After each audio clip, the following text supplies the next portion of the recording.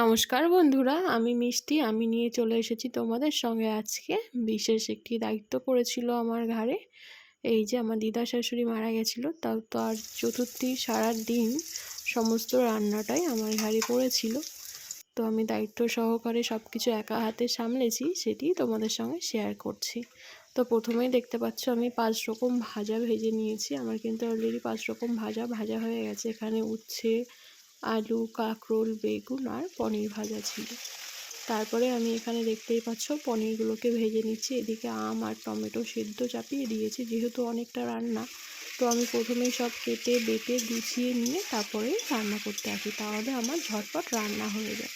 তো এখানে মশলাটাও আমি কষিয়ে নিয়েছি। এখানে কিন্তু আমি আদা আর জিরে বাটা দিয়েছি, যেহেতু নিরামিষভাবে সবটা করব। পরে অবশ্য মাছের ঝোলটাও করব। তো এখানে আমি প্রথমে পনিরটা রান্না করে নিয়েছি, 5 রকম ভাজা ভেজে নিয়েছি। এখানে পনিরটাকে কষিয়ে জল দিয়ে দিয়েছি।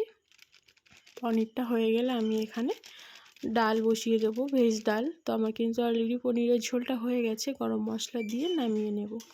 আর আমি কাঁচা লঙ্কা আস্ত দিয়ে রান্না করে, যেহেতু আমার ছেলেটা ছোট, তো ঝালটা পরিমাণ মতো দিয়ে আমি আস্ত লঙ্কা ছেড়ে দিই, যার যেটা লাগবে সে মেখে খেতে পারবে। তো আমার কিন্তু পনিরের তরকারিটা রান্না হয়ে গেছে। কে কে পনিরের তরকারি খেতে পছন্দ করো অবশ্যই কমেন্ট করে জানিও। দেখতে যতটা সুন্দর হয়েছে, খেতেও আশা করি সবাই খুব পছন্দ করেছিল।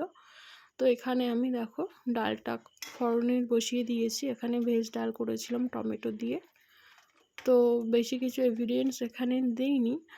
জিরে ফোড়ন দিয়ে আর শুকনো লঙ্কা আর তেজপাতা ফোড়ন দিয়ে ডালটাকে করেছিলাম আদা জিরে বাটা দিয়ে। এটা কিন্তু মুগ ডাল ছিল। তো ডালটাও আমার রেডি হয়ে গেছে।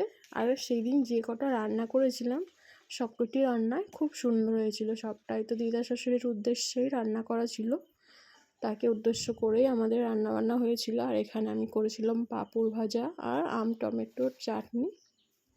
আর মাছের ঝোলটা আলাদাভাবে করেছিলাম, প্রথমে নিরামিষটা করেছিলাম। ভিডিওটি ভালো লাগলে লাইক কমেন্ট করে দিও। ধন্যবাদ।